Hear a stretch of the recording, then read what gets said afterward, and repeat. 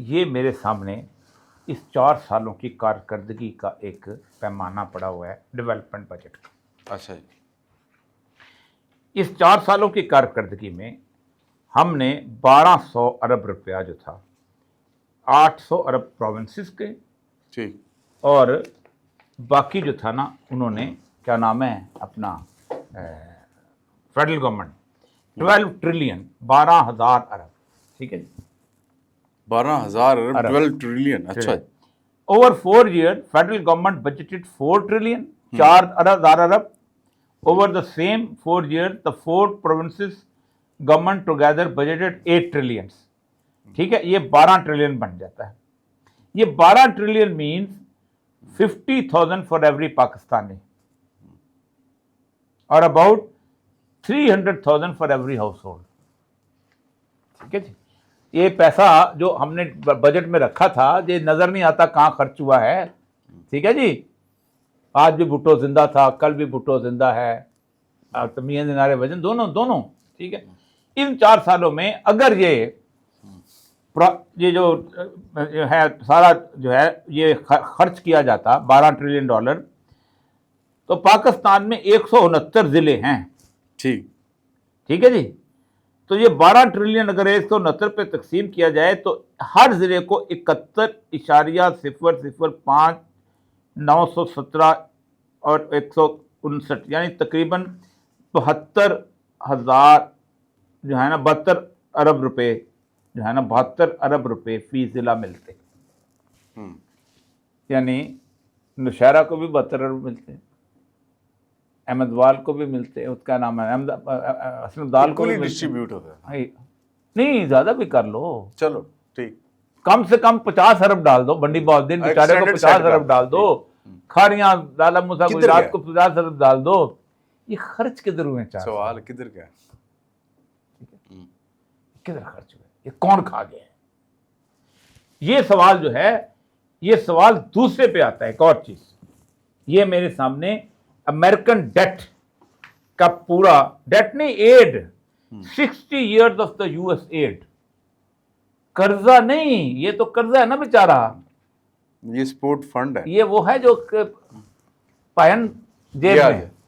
ये जो है 73.3 अरब डॉलर जो है अमेरिका ने सबसे पहले 1952 में हमको देना शुरू किया था और अब तक 73.3 अरब डॉलर दे चुका है। आज से कुछ अर्सा पहले तक पाकिस्तान का जो कर्जा था ना वो 32-33 अरब से उससे ज़्यादा नहीं था। अब ये आखिरी मैं आपको बात ख़त्म करता हूँ, मुझे समझ नहीं आती कि इन्होंने इस मुल्क में रहना नहीं है, इस मुल्क के साथ क्या किया है कि हैरान कुन बात है। ये जो डॉन के अंदर ये आर्टिकल है मोहिउद्दीन आज़म का, बड़ा अच्छा आर्टिकल, ये जब मैं पढ़ता हूँ ना तो मुझे हैरानी होती है कि आप अंदाज़ा करें। अब ये ट्रिब्यून का भी आर्टिकल साथ में पढ़ाता हूँ। The total compare 57,566 billion in March 2026। जी क्या है जी? हमारे ऊपर कर्जा था टोटल, अच्छा 57,526 अरब रुपए कर्जा था 2 मार्च 26। 0.1% पर मंथ के हिसाब से इसने इंक्रीज करना शुरू किया और एक ईयर में 11 हिसाब से। ठीक है जी? अच्छा, तो ये जो है 52,523 बिलियन इन अप्रैल 2025 से ये अप्रैल में ये था और ये उससे बढ़ता 57 और अब ये इस वक्त वो कहता ये है कि permanent debt stood at 43 billion dollar in April 26, slightly lower than 44,320 और इन मार्च 26 जो कि अब 57 बिलियन डॉलर हो चुका है। वो कहता ये है, जो मज़ेदार बात उसने ये की है कि इसमें 2 तरीके के लोन्स हैं जिसकी वजह से ये ख़राब हो रहा है। एक तो ये कहता है कि floating debt emerged as the most dynamic segment, rising from 10.56 trillion in April 2016 from now 9.5 trillion in March 2026, फिर 8.32 ट्रिलियन इन अप्रैल फलां। ये हमने मार्केट ट्रेजरी बिल्स हैं वो जमा किए हुए। अच्छा, ये जो ट्रेजरी बिल्स हम देते हैं ना, किनको, बैंकों को, ये हमारा ट्रेजरी बिल रखो, हमें लोन दे दो। मेरा और आपका जो सरमाया होता है ना, उस सरमाए को हम जो है वो सारे के सारे वो गवर्नमेंट लोन पे ले लेती है और फिर टैक्स लगा के वही वापस कर देती है उनको। ठीक, ये वो कहता है इसने इसकी बजट की पूरी बैलेंस को ख़राब कर दिया। और इस बजट के बैलेंस की वजह से हम जो अपने यारों दोस्तों को ये जो UBL और MCP और फलाना जितने भी है, इन सारों को जो हम कर्जे देते हैं, उसके अंदर मैं भी आपको बैंक की वर्थ बताता हूँ क्या क्या हो चुकी है। उसके बाद का government external debt liability stood 23,841 against 22,959 billion a month ago.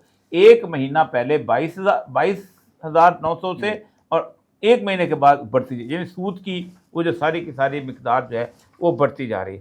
और ये उसने जो इकोनॉमी एमिडिस कॉन्फ्लिक्ट जो है वो कहता ये है कि ये remittances however have so far provided an important counterweight, yet situation where import 69.7 billion almost entirely devour cumulative forex earning from the export 30 अपना remittances 41।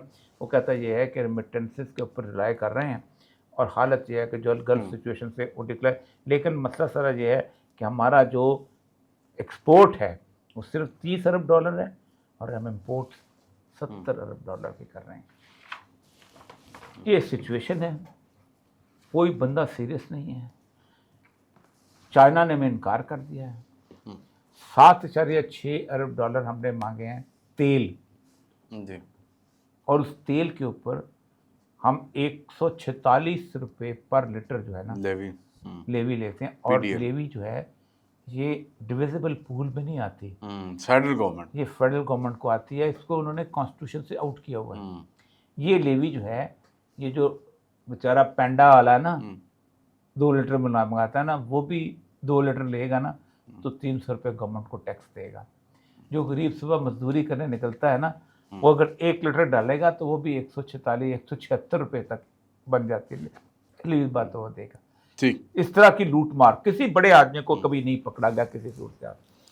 आखिरी सिचुएशन बात आपको बताता हूँ, तकलीफ होती है, ऐसा लगता है कि जो आया इस मुल्क के अंदर उसने इस मुल्क के साथ सलूक वही किया है कि जैसे ये मुल्क उसका नहीं था। हमारे सियासतदान इलेक्शन लड़ने के लिए आते हैं, फिर उसके बाद एग्जाइल में चले जाते हैं। हमारे जर्नैल मुल्क को ठीक करने के लिए आते हैं और 1 साल के बाद इन जर्नैलों को सियासत की खूब पड़ जाती है। वर्दी के अंदर मुशर्रफ जो था, जैसे मीनार पाकिस्तान में हार पहना के तो सलूट के जवाब दे रहा था। अयूब खान की मैं कहानी आपको सुना दे। ये सारे जो हैं ये मुल्क ठीक करने आते हैं और उल्टा उसको ख़राब करके चले जाते हैं। मसला सारा ये है, इस जल्दल से हमें कौन निकालेगा? एक ही रास्ता है, एक ऐसी पॉपुलर गवर्नमेंट, वो पॉपुलर गवर्नमेंट जिसके अंदर 3 चीज़ें वो आके कर सके। नंबर 1, पाकिस्तान के अंदर अदालती निज़ाम को बहाल करे। ठीक, ये FIDH का जो है मेरे सामने रिपोर्ट है, अंडर द बेंच, वो कहती है कि पाकिस्तान की जुडिशरी जो है, ये रिपोर्ट कहती है ये अफ्रीका के ममालिक की जो अदालती निज़ाम से भी पूरी हो चुकी हुई है। यहाँ इन्वेस्टमेंट कौन लाएगा? मतलब मोज़म्बिक तो भी आगे गुजर गया। हाँ, मोज़म्बिक और इनसे भी उनसे भी हम गुजर गए। हमारा जिक्र जो है बुरे लफ्ज़ों में होना शुरू हो गया है। मैं नाम नहीं लेना चाहता। टाइम्स ऑफ इसराइल तो हमारा दुश्मन है, इसराइल यहूदी हमारे दुश्मन, चलो, लेकिन बाकी भी फाइनेंशियल टाइम्स के अंदर भी बाकी दुश्मन है। हमारा जिक्र होना शुरू हो गया। एमनेस्टी इंटरनेशनल ने हमारे बारे में एक रिपोर्ट जो है उसके ऊपर काम शुरू किया है, जो हमने अफ़गानिस्तान में काबुल में वो जो लड़के मारे थे, वो जो ड्रग ट्रीटमेंट सेंटर 200 के करीब, उसके ऊपर ये सवाल पहले छुप जाते थे पाकिस्तान के ऊपर। जब तक आप उनका मफाद अदा करते रहेंगे उस वक़्त तक वो आपके साथ हैं, जब तक आप उसका मफाद, एक तो बहाल, दूसरा वो इतना पॉपुलर हो कि लोगों को घास खाने पे मजबूर कर सके, लोगों को उस पर एतमाद हो, और तीसरा जो हमेशा से मैं कहता हूँ कि committee for the abolition of illegitimate debt जो है उसके तहत पाकिस्तान को ऐलान करना चाहिए कि ये कर्जे तुमने उन चोरों को, डाकुओं को, बदमाशों को दिए हैं जिन्होंने लूट के तुम्हारे घरों के अंदर, तुम्हारे शहरों के अंदर, तुम्हारे इलाकों के अंदर दौलत बनाई हुई है। एक्वाडोर ने कहा था कि ये हमारा सदर था, ये हमारा वज़ीर आज़म था, इसके पैसे जो थे ये वहाँ पड़े हुए थे, हमारा डेट वहाँ से जाकर रिकवर कर लो, उसकी ज़मीन जायदाद बेचो। एक कोई नाइजीरिया का सदर था, पता नहीं क्या नाम है उसका, उसके एक मजिस्ट्रेट ने फैसला किया था अमेरिका के कि ये पैसे लोगों के हैं, इसको वापस किया जाए, $2 बिलियन वापस किए जाए कह गए थे। वो नाइजीरिया का बड़ा मशहूर करप्ट जो है उनका सरबराह, नाम भी याद नहीं आ रहा। आप खड़े हों, न्यूक्लियर पावर हैं, हम नहीं देते। 44 ईयर्स सैंक्शंस के अंदर आपने गुजारा किया है, ईरान ने गुजारा किया है, आप भी घास खा के गुजारा कर सकते हैं।